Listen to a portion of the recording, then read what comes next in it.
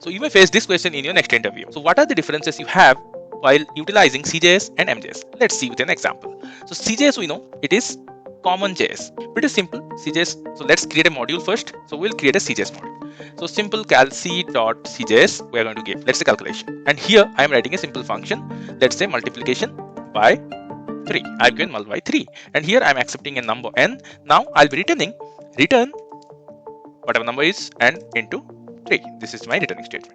Pretty simple. How would I export it? So to export, you need to utilize module dot exports.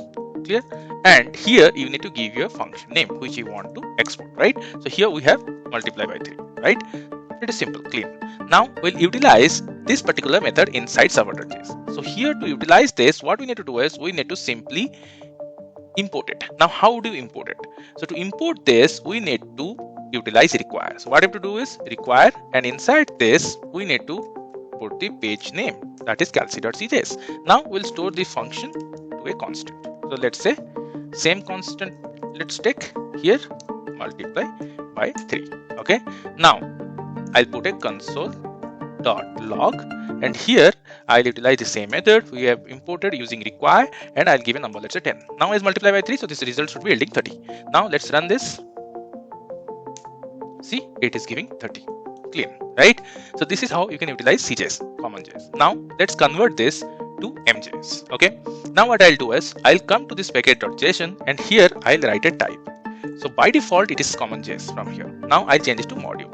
Okay, let's save it and close it. Now I'll go to the calc.js. Here what I'll do is I'll comment out this code, basically this part only. Okay, now I'll export this function simply. Okay, export.